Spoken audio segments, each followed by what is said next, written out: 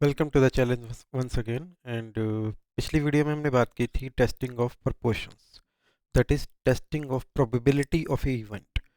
तो पिछली वीडियो में हम बात कर रहे थे कि हमारे पास दो तरह के टेस्ट जनरली रहते हैं, एक जहाँ पे एक सिंगल सैंपल होता है और आप उसे पॉपुलेशन से मैच करते हो, और दूसरा क्या होता है, दूसरा होता है आपके पास दो सैंपल होते हैं और दोनों सैंपल्स को आप मैच करते हो कि वो सेम पॉपुलेशन से आए हैं या नहीं, या दोनों सैंपल्स की जो क्वालिटीज़ हैं वो सेम है या अलग है।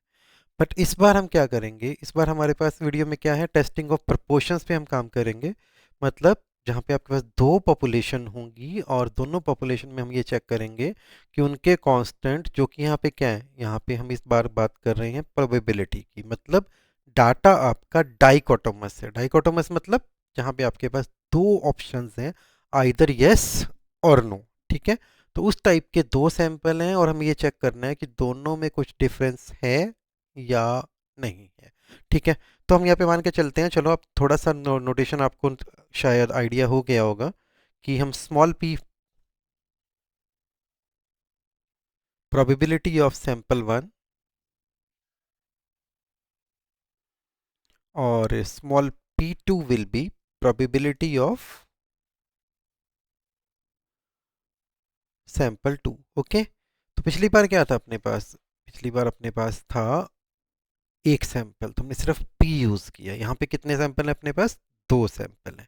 ठीक है, तो अब एक बात आप बताओ, ये बात हमने पिछली बार भी प्रूव की थी कि एक्सपेक्टेड वैल्यू ऑफ पी क्या था। एक्सपेक्टेड वैल्यू ऑफ पी आपके पास था स्मॉल पी कैपिटल पी के बराबर था। ठीक है, तो इसे आप पी वन बोल सकते हो यहाँ पे। तो similarly expected value of P two क्या होगा, ये भी आपका पी टू होगा। तो वेरिएंस क्या था पिछली बार, यदि आपको याद हो, ये था आपके पास पी क्यू बाई एन। तो सेम आप यहाँ पे भी याद रख सकते हो,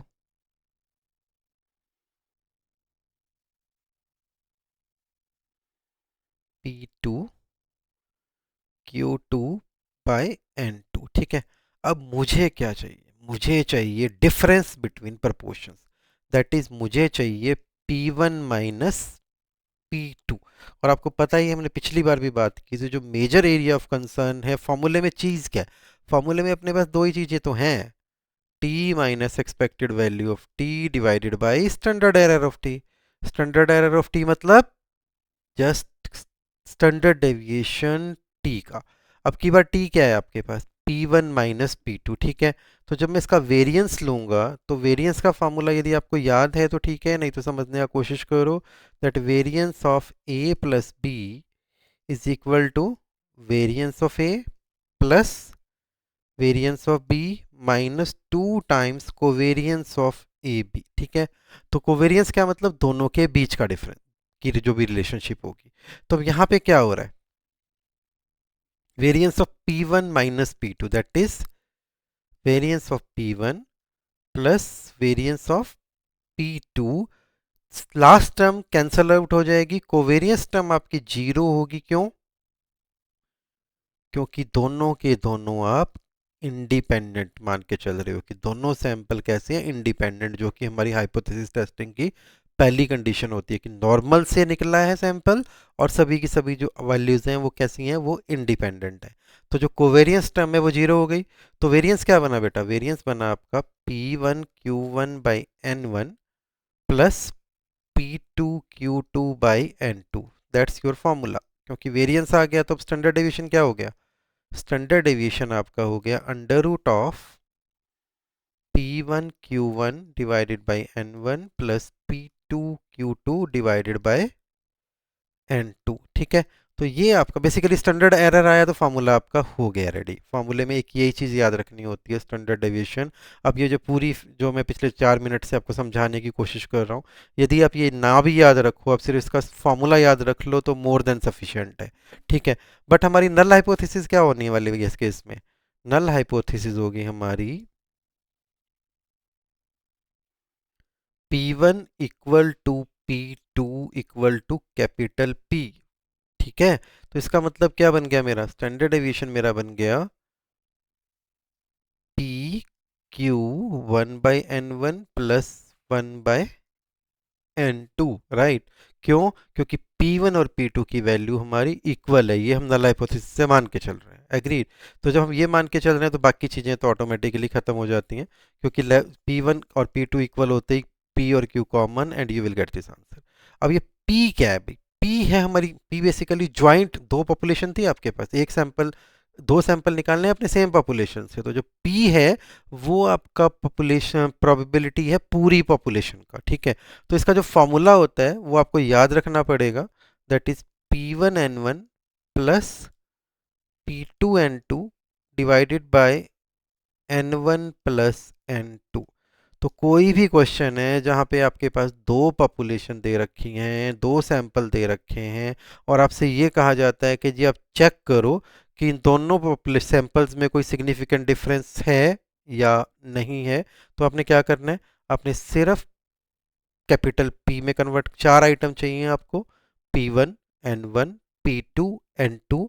उससे आपने क्या निकालना है, उससे निकालना है आपने कैपिटल P, कैपिटल Q, और उसके बाद Z क्या रहेगा, Z रहेगा आपका P1 minus P2 divided by PQ 1/N1 plus 1/N2, ठीक है।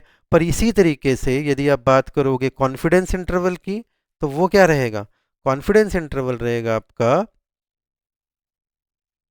P1 minus P2 plus minus Z alpha आके P1 Q1 by N1 plus P2 Q2 by N2। देखो, कई बार ना बच्चे कहते हैं कि सर आपने यहाँ पे तो नल हाइपोथेसिस एक्सेप्ट कर ली, ठीक है, आपने कहा जी नल हाइपोथेसिस मेरी ये है, आपने यहाँ पे क्यों नहीं की? यहाँ पे हम नल हाइपोथेसिस कंसीडर नहीं कर रहे भाई, हम यहाँ कह रहे हैं कि कहाँ से कहाँ तक आपका कॉन्फिडेंस इंटरवल वैरी करेगा, कि हाँ जी हम कहेंगे इनमें कोई गैप नहीं है। तो यहाँ पे गैप तो दिखा होगा तभी तो तुम कॉन्फिडेंस इंटरवल निकालोगे ना। तो जब कॉन्फिडेंस इंटरवल आपने निकालना होगा तो जो स्टैंडर्ड एरर है उसमें आपने सैंपल की कांस्टेंट यूज करने हैं, पॉपुलेशन के यूज नहीं करने हैं, ठीक है। तो इस वजह से यहाँ पे कंफ्यूजन मत करना, और जो कुछ लोकल बुक्स में देखोगे तो तुम्हें पता चलेगा कि कैपिटल P कैपिटल Q ही लिख रखा है उसने, बट ऐसा नहीं है। जब तुम स्टैंडर्ड बुक्स में जाओगे तो जब कॉन्फिडेंस इंटरवल निकलता है तो P1 Q1 स्मॉल होते हैं, मतलब जब आप कॉन्फिडेंस इंटरवल निकालेंगे तो इनके कांस्टेंट आपको सैंपल के लेने होते हैं, ठीक है। तो स्टेप्स वही पुराने हैं, और अब एक एक करके क्वेश्चन शुरू करते हैं। 4 या 5 क्वेश्चन है, ज़्यादा लंबी वीडियो भी नहीं है ये, तो पूरी देखना। वो कहता है before an excise duty on a tea 800 people out of sample of 1000 were found to be tea drinkers. तो बेटा एन कितना है, N1 हो गया आपका 1000, और टी की प्रोबेबिलिटी कितनी है, 800/1000, दैट इज 4/5, ठीक है। After the increase in excise duty 800 persons were known to be tea drinker out of sample of 1200, okay. तो सैंपल कितना है, 1200, ओके। और कितनों ने पी चाय, चाय पी वही 800 ने, ठीक है। तो ये आपके पास जो प्रोबेबिलिटी आई वो आई 2/3, राइट। अब उसके बाद कहता है do you think that there is a significant decrease. हाँ जी, इस बात पे ध्यान रखना, ये वर्ड सिग्निफिकेंट डिक्रीज, डिक्रीज का मतलब, डिक्रीज या इंक्रीज का मतलब क्या है, ये वन टेल टेस्ट है, सिर्फ एक साइड में रिजेक्ट होगा। तो इस वजह से आपको ये ध्यान रखना है, क्योंकि आपको जेड की टेबल देखनी होती है। जेड की टेबल देखने के लिए आपको चेक करना है कि ये वन टेल्ड है या टू टेल्ड है। तो पहला स्टेप क्या होगा बेटा, पहला स्टेप होगा आपका एच नॉट लिखना। एच नॉट इन क्वेश्चन में कुछ नहीं होता है बेटा, P1 इक्वल टू P2, जब भी आपका टेस्टिंग ऑफ प्रपोर्शंस है यही रहेगा। H1 क्या आया, डिक्रीज, मतलब P1 is less then P2, उल्टा लिख दिया ना, क्योंकि डिक्रीज हुआ है। तो P1 is greater than P2। तो ये क्या बोलोगे आप, this is right tailed test. तो कौन सा है ये राइट टेल्ड है, ध्यान रखना। तो यहाँ पे एक चीज़ का ध्यान और रखो कि आपको वो कुछ नहीं बोल रहा है, तो अल्फ़ा हम थर्ड स्टेप क्या होता है, लेवल ऑफ सिग्निफिकेंस 5% रख लेते हैं। उसके बाद जेड क्या है, फॉर्मूला याद है तो बेटा सब कुछ खत्म, फिर क्वेश्चन खत्म। P1 minus P2 divided by capital P capital Q 1/n1 plus 1/n2। तो अब एक चीज़ की कमी रह गई, क्या, कैपिटल P। कैपिटल P कितना है, P1n1 plus P2n2 divided by n1 plus n2। Okay, तो ये आप मल्टीप्लाई करोगे तो यू विल फाइंड कि ये जो फिगर आ रहा है, ये आ रहा है आपका 800 plus 800 divided by 1000 plus 1200। Okay, तो यू विल फाइंड कि जो आंसर है कैपिटल P का, ये आ गया आपका 8/11। ठीक है, तो कैपिटल Q क्या हो जाएगा बेटा, कैपिटल Q आपका 1 माइनस 8/11 दैट इज 3/11। तो आपके पास अब सारी फिगर्स अवेलेबल हैं, right. 4/5 minus 2/3 divided by under root of 8/11 into 3/11 into 1/1000 plus 1/1200। तो बेटा देखो, ये काम तो अब कैलकुलेटर का है, और मैं कैलकुलेटर देख के लिख रहा हूँ 6.842। मैंने आपसे एक पिछले वीडियो में बोला था कि यदि ये जेड की वैल्यू 3 से ऊपर है तो ये हर एक लेवल पे, चाहे राइट टेल्ड है, लेफ्ट टेल्ड है, कुछ भी है, null hypothesis will be rejected. ठीक है, तो आप क्या कहोगे, Z tabulated is less than Z calculated, therefore null hypothesis rejected. क्यों, यदि 5 से ऊपर, 3 से ऊपर है ना, तो टेबल देखने की भी जरूरत नहीं है। पर यदि आपको टेबल देखनी है तो राइट टेल्ड के लिए वैल्यू थी 1.645। तो बेटा ये चीज़ तो आपको याद रखनी पड़ेगी। ये 6 फिगर हैं, और यदि तुम देखोगे ना, ये वाली दोनों फिगर सेम होती हैं, क्योंकि 10% टू टेल्ड का और 5% लेफ्ट और राइट का। और यदि राइट की याद तो लेफ्ट रखने की जरूरत नहीं है, क्योंकि लेफ्ट में तो ऑटोमेटिकली नेगेटिव रहता है। तो राइट टेल टेस्ट है, आंसर क्या है, 6.842। Null hypothesis is rejected. इसका मतलब कि आप after the increment of excise duty tea drinkers decrease. Okay, तो अभी से इस तरीके के क्वेश्चन है सारे, ज़्यादा दिक्कत नहीं आएगी। और मैं थोड़े से स्पीड बढ़ाऊंगा क्वेश्चन करने की, स्टेप्स होपफुली आपको समझ में आए होंगे। A machine produces 6 defective out of 500, N1 500, P1 16/500। ठीक है, उसके बाद after overhauling it produces 3 defective in a batch of 100, N2 100, P2 3/100। ठीक है, तो क्या कह रहे हैं कि दोनों के बीच में कुछ इंप्रूवमेंट हुआ। Null hypothesis P1 equal to P2, alternative hypothesis P1 greater than P2। मतलब यदि इंप्रूवमेंट होगा तो probability of defective will decrease. तो इसका मतलब फिर से राइट टेल्ड, फाइन। उसके बाद क्या निकालना है, next step, capital P। Capital P क्या होता है आपका, N1 P1 plus N2 P2 divided by N1 plus N2। और ये मिलेगा बेटा आपको 16 प्लस 3 डिवाइडेड बाय 500 प्लस 100, 19/600, 0.032। और कैपिटल Q सेम पैटर्न से क्या आएगा, 1 माइनस 0.032 दैट इज 0.968। फाइन। उसके बाद formula P1 minus P2 divided by, देखो फार्मूला याद है, क्वेश्चन के स्टेप्स क्लियर हैं, तो क्वेश्चन में इससे इजी कुछ नहीं है। और यदि स्टेप्स याद नहीं है तो फिर इससे मुश्किल भी कुछ नहीं है। 16/500 minus 3/100 divided by 0.032 into 0.968 1 by 500 plus 1 by 100. Hopefully you can use calculator. Answer is 0.104. So 0.104, 5% level of significance. Right tailed theoretical is 1.645. तो पेपर में से ऐसे लिखना होता है लेस देन 1.645.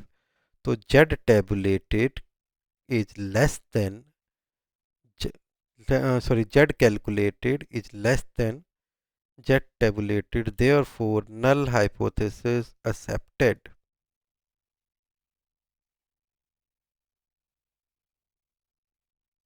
मतलब कि आपके ओवरहॉलिंग का, मशीन की ओवरहॉलिंग का डिफेक्टिव आइटम बनाने में कोई इफेक्ट नहीं आ रहा.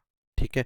सो थर्ड पार्ट यदि मैं बहुत स्पीड से करना चाहूँ तो आपको पता चलेगा कि ये आप स्टेटमेंट पढ़ लेना बाद में, थोड़ा टाइम आप भी लगाओ. तो N1 500, P1 2% बोल रहा है बेटा, 2/100, N2 800, P2 1.5% मतलब 1.5/100. ठीक है. उसके बाद आपको क्या चाहिए, H0 क्या बनेगा. Can it be reasonably concluded that product of the first factory is inferior to the second? तो आपको क्या शो करना है, P1 is greater than P2. क्यों, क्योंकि डिफेक्टिव H0 तो आपका सेम रहने वाला है, P1 इक्वल टू P2. तो इसका मतलब फिर से वही कैसा टेस्ट है, ये राइट टेल टेस्ट है. ओके. उसके बाद क्या चाहिए आपको, आपको चाहिए कैपिटल P. ठीक है. तो कैपिटल P जब आप करोगे बेटा, N1 P1 फॉर्मूला नहीं लिख रहा हूँ, hopefully you can write it yourself. और फिर खुद से करोगे तो पता चलेगा कि जो कैपिटल P की वैल्यू आ रही है वो आ रही है 0.168. ठीक है. यदि आपको फिर से फॉर्मूला चाहिए भी तो ये आएगा N1 P1 plus N2 P2 divided by N1 plus N2. तो आप ये कैलकुलेशन कर लेना बेटा, 0.168 कैपिटल Q आ जाएगा आपके पास 0.832. ठीक है. तो क्वेश्चन फिर से आगे रिपीट है, फॉर्मूला में नहीं लिख रहा हूँ, hopefully you will write it your self. 0.02 minus 0.015 P1 minus P2 divided by 0.168 into 0.832 into 1 by 500 plus 1 by 800. ठीक है. And the answer is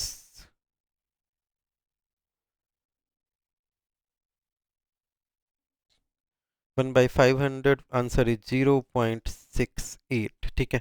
तो इसका मतलब साफ है कि आपकी जो सिचुएशन है वो कैसी है, अंडर कंट्रोल है. There is no significant difference between P1 and P2. That is कोई भी आप प्रोडक्ट को नहीं बोल सकते हो कि ये खराब था या ये ठीक था. ओके.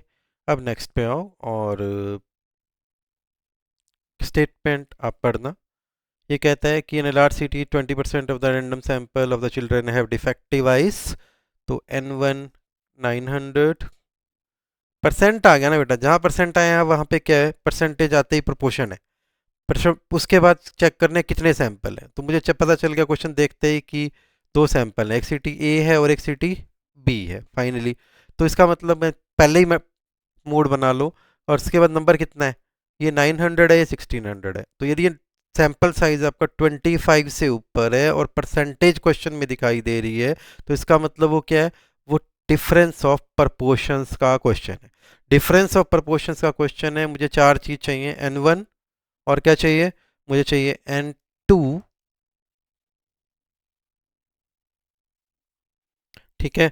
और क्या चाहिए, P1 दिया हुआ है मुझे 20%, 20% का मतलब 0.2. और P2 दिया है मुझे 15%, तो 0.15। ठीक है, उसके बाद कैपिटल P चाहिएगा मुझे। कैपिटल P क्या बनेगा, N1P1 plus N2P2 divided by N1 plus N2। ठीक है, तो P की जो वैल्यू आ रही है वो आ रही है मेरे पास 0.168। ये पिछले वाले में 169 था बेटा। ठीक है, और ये था आपका 96। 0 पॉइंट ये आते ही ये हो जाएगा आपका 9 और 83। थोड़ी सी कैलकुलेशन मिस्टेक है, चलिए आगे देखें। 0.168 और capital Q, but natural it will be 0.832।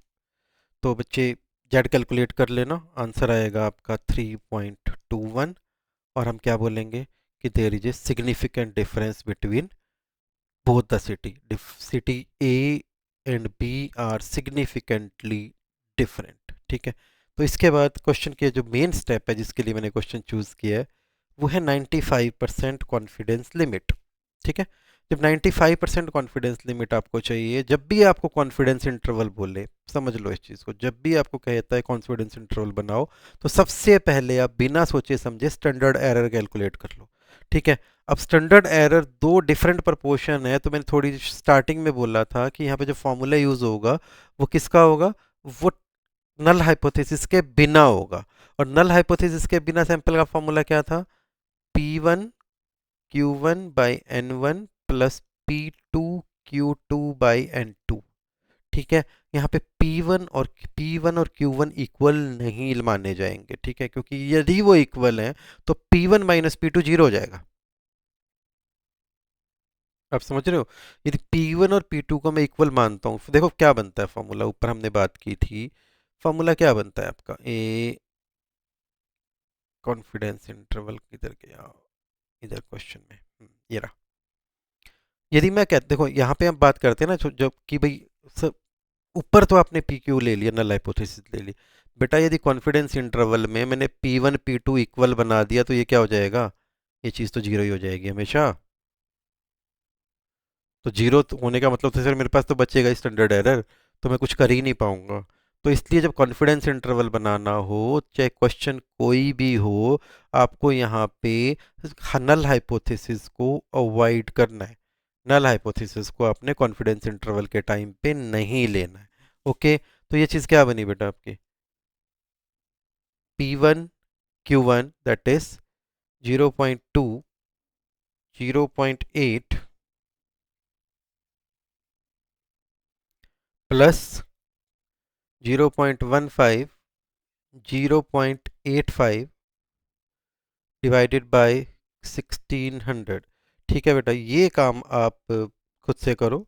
0.016 आ रहा है, तो कॉन्फिडेंस इंटरवल क्या बनेगा आपका, confidence interval will be P1 minus P2 plus minus 0.1.96। कई बुक्स बोलती हैं, कई ऑथर्स बोलते हैं कि आपको जो कॉन्फिडेंस इंटरवल है, यदि आपने को कुछ नहीं दिया हुआ है तो आप इसे 3 ले सकते हो। मैं फिर से बोल रहा हूँ, यदि आपको 1.696 याद नहीं आता तो आप मैक्सिमम फिगर 3 ले सकते हो।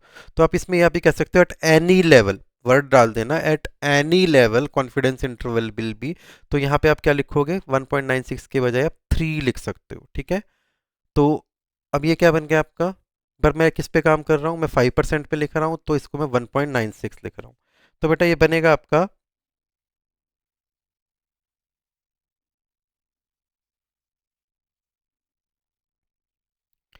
1.96 इंटू 0.016। और कैलकुलेशन के बाद जो आंसर आ रहा है वो आ रहा है ये।